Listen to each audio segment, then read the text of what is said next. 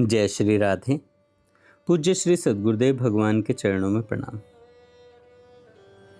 आज हम भक्ति के उस रहस्य की चर्चा करेंगे जो तपस्या, यज्ञ, व्रत, अनुष्ठान और अनेक साधनों से भी बढ़कर है। वह है भगवान से अपनापन। महापुरुष कहते हैं कि भगवान को उतना आनंद हमारी तपस्या से नहीं मिलता जितना आनंद उन्हें तब मिलता है जब कोई जीव उन्हें अपना मान लेता है। जब हम कहते हैं मेरी श्री जी, मेरे ठाकुर जी, मेरे प्रभु, तब भक्ति का वास्तविक आरंभ होता है। संसार में हम कितने संबंध बनाते हैं, माता पिता, भाई बहन, मित्र, पति पत्नी, पुत्र, इन सबको अपना मानते हैं।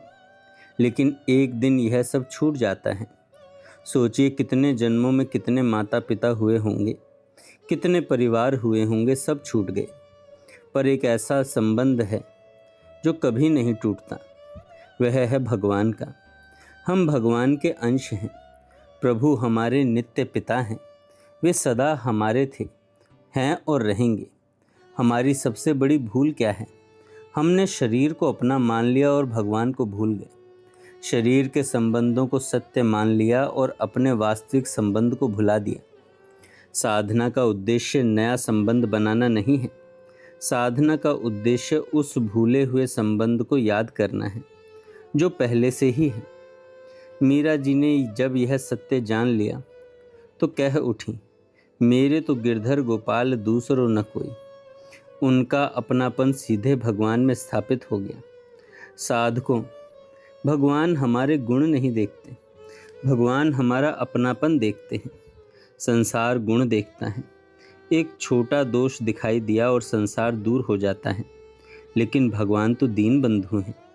वे कहते हैं यह मेरा है, यही पर्याप्त है। यदि भगवान हमारे दोष देखने लगें तो हम में से कोई भी उनकी प्राप्ति का अधिकारी नहीं बन सकता। लेकिन उनकी कृपा देखिए, वे दोष नहीं देखते, अपना मानते हैं।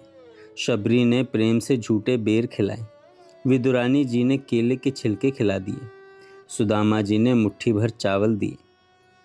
सज्जनों, भगवान ने वस्तु नहीं देखी, भगवान ने अपनापन देखा। यही भक्ति का रहस्य है। भक्त का कल्याण उसके गुणों से नहीं होता, उसके अपनेपन से होता है। इसलिए हमें संसार से अपनापन समेटकर भगवान में लगाना होगा। जहाँ अपनापन होता है वहीं चिंतन होता है। जिसे धन से अपनापन है वह धन का चिंतन करता है। जिसे परिवार से अपनापन है वह परिवार का चिंतन करता है। और जिसे भगवान से अपनापन है वह हर समय भगवान का चिंतन करता है। ब्रज की गोपियाँ इसका सर्वोच्च उदाहरण है। वे गायें दूहती थीं, घर का काम करती थीं, बच्चों को संभालती थीं, लेकिन भीतर केवल श्री कृष्ण का स्मरण चलता रहता था।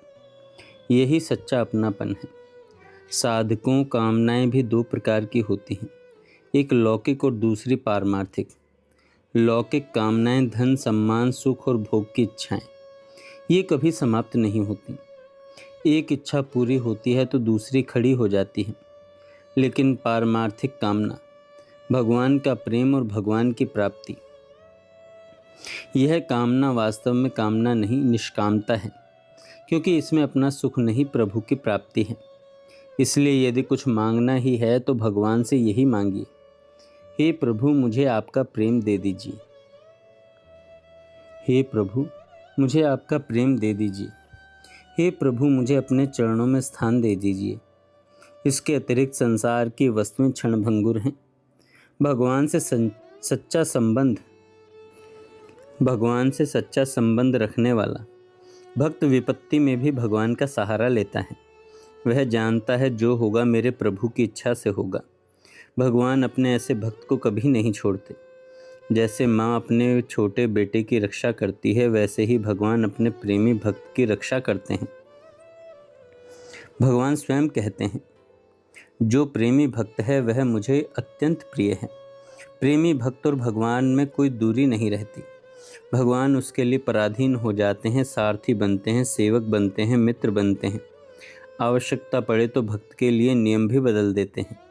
इसलिए जीवन का सार यही है, अपने सारे संबंध, सारी अपेक्षाएं और सारी कामनाएं भगवान के चरणों में समर्पित कर दो। हृदय में दृढ़ कर लो, प्रभु मेरे हैं और मैं प्रभु का हूँ। यदि यह एक बात हृदय में बैठ गई तो भक्ति सफल हो गई। यही सबसे बड़ा मंत्र है भगवान की प्राप्ति का, कि भगवान मेरे हैं और मैं भगवान का हूँ। तब संसार का आकर्षण स्वतः समाप्त होने लगेगा और भगवान का प्रेम हृदय में प्रकट होने लगेगा। आइए आज से हम संकल्प करें। आइए आज संकल्प करें, हम संसार में रहेंगे, अपने कर्तव्य निभाएंगे, लेकिन अपना वास्तविक अपनापन केवल भगवान से रखेंगे। यही भक्ति है, यही साधना है, यही जीवन की सफलता है। जय श्री राधे।